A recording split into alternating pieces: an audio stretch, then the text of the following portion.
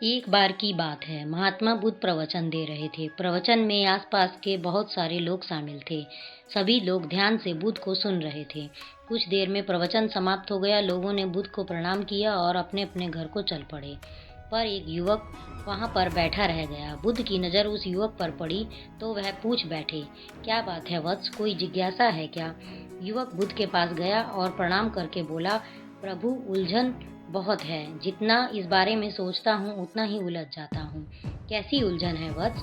बुद्ध ने प्रश्न किया। युवक हाथ जोड़कर बोला, प्रभु, यह संसार कितना विशाल है।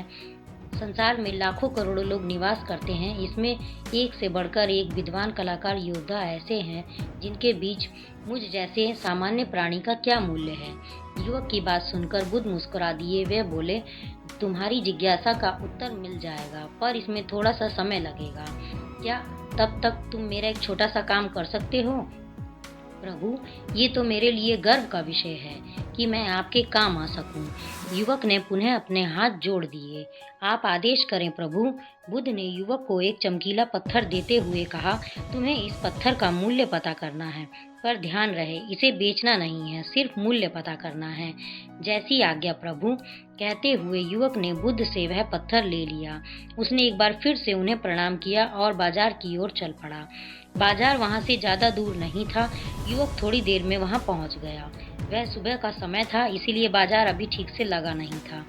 वहां पर इक्का दुक्का दुकान ही थे। युवक ने जिज्ञासावश इधर उधर नजर दौड़ाई। उसे एक पेड़ के नीचे एक दुकानदार नजर आया। वह आम बेच रहा था। युवक को उस दुकानदार के पास पहुंचा और उसे पत्थर दिखाते हुए बोला, क्या आप इस पत्थर की कीमत बता सकते हैं? दुकानदार एक चालाक व्यक्ति था। पत्थर की चमक देखकर वह समझ गया कि अवश्य ही यह कोई कीमती पत्थर है। वह बनावटी आवाज में बोला, देखने में तो कुछ खास नहीं लगता, पर मैं इसके बदले 10 आम दे सकता हूँ। दुकानदार की बात सुनकर वह हल्का सा क्रोध गया। वह मन ही मन मुदाया, यह आदमी मुझे बेवकूफ समझता है। इतना सुंदर पत्थर और उसका मूल्य सिर्फ 10 आम, अवश्य ही झूठ बोल रहा है। युवक को चुप देखकर दुकानदार बोल उठा, क्या कहते हो, निकालूं आम? पर युवक ने दुकानदार को कोई जवाब नहीं दिया। वह चुपचाप आगे बढ़ गया। सामने एक सब्जी वाला अपनी दुकान सजा रहा था। युवक उसके पास पहुंचा और उसे पत्थर दिखाते हुए उसका मूल्य पूछा। इस पत्थर को देखकर सब्जी वाले की आंखें खुशी से चमक उठी। वह मन ही मन सोचने लगा, यह पत्थर तो बहुत कीमती जान पड़ता है। अगर वह मुझे मिल जाए तो मजा ही आ जाए। क्या हुआ भाई, कहाँ खो गए? युवक ने दुकानदार की तंद्रा तोड़ी। सब्जी वाला चौंकता हुआ बोला, कुछ नहीं कुछ नहीं, मैं तो बस मन ही मन इसकी कीमत की गणना कर रहा था। वैसे मैं इस पत्थर के बदले 1 बोरी आलू दे सकता हूँ। सब्जी वाले के चेहरे की कुटिलता देखकर युवक समझ गया कि यह दुकानदार भी मुझे मूर्ख बना रहा है। मुझे किसी और से इसका मूल्य पता करना चाहिए। यह सोचता हुआ युवक आगे बढ़ गया। सब्जी वाला दुकानदार ने युवक को पीछे से आवाज लगाई, क्या हुआ भाई, अगर आपको यह मूल्य कम लग रहा है तो बताइए, सही मैं इसका बढ़ा दूंगा मूल्य। पर युवक ने इसकी बात पर ध्यान नहीं दिया। वह इधर उधर किसी ऐसे व्यक्ति को खोजने लगा जो जानकार हो और इस पत्थर का सही मूल्य बता सके। युवक को लग रहा था कि अवश्य ही कोई कीमती पत्थर है, शायद कोई जौहरी ही इसका सही मूल्य बता सके। यह सोचता हुआ युवक एक जौहरी की दुकान पर पहुंचा। जौहरी अपनी दुकान को अभी खोल ही रहा था। उसने युवक को अपनी दुकान की ओर आते हुए देख से पूछ ही लिया।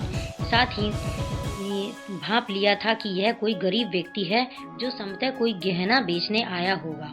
जौहरी ने हाथ जोड़कर युवक को कहा, नमस्कार किया और मुस्कुरा कर पूछा, महोदय, मैं आपकी क्या सेवा कर सकता हूँ?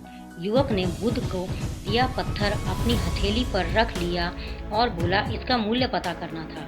पत्थर को देखते ही जौहरी उसे पहचान गया कि यह बेशकीमती रूबी पत्थर है जो किस्मत वाले को मिलता है। यह बोला, पत्थर मुझे दे दो, मैं 1 लाख रुपए दे दूंगा।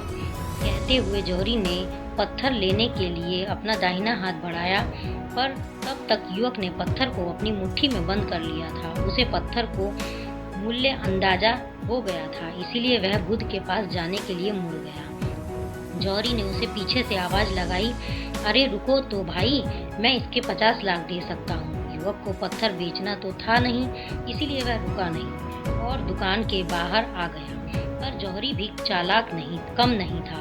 वह उस अनमोल पत्थर को किसी भी कीमत पर अपने हाथ से जाने नहीं देना चाहता था। वह दौड़कर उसके आगे आ गया और हाथ जोड़कर बोला, तुम यह पत्थर मुझे दे दो, मैं इसके बदले 1 करोड़ रुपए देने को तैयार हूँ। युवक को जौहरी की बातें में अब कोई रुचि नहीं थी। वह जल्द से जल्द बुद्ध के पास पहुंच जाना चाहता था, इसीलिए ना तो वह रुका और ना ही उसने जौहरी की बात का कोई जवाब दिया। वह तेज तेज कदमों में बुद्ध के आश्रम की ओर चल पड़ा। जौहरी ने पीछे से आवाज लगाई, यह अत्यंत मूल्यवान पत्थर है, अनमोल है।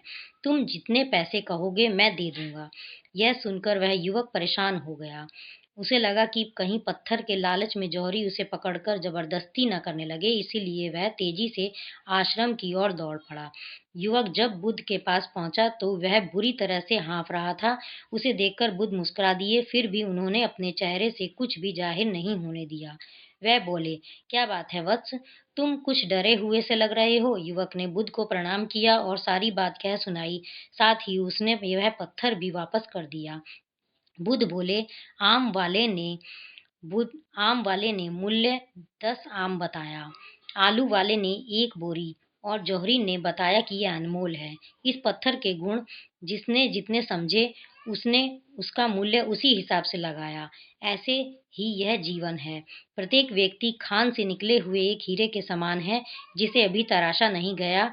जैसे जैसे समय की धार व्यक्ति को तराशती जाती है, वह व्यक्ति कीमती पत्थर बढ़ती जाती है। यह व्यक्ति को जितना पहचान पाती है उसे उतनी ही महत्ता देती है। कहते हुए बुद्ध एक क्षण के लिए रुके, फिर बोले, किंतु आदमी और हीरे में अंतर यह है, हीरे को कोई दूसरा तराशता है और व्यक्ति को अपने आप को स्वयं ही तराशना पड़ता है। और जिस दिन तुम अपने आप को तराश लोगे, तुम्हें भी तुम्हारा मूल्य बताने वाला कोई ना कोई जौहरी मिल ही जाएगा। धन्यवाद।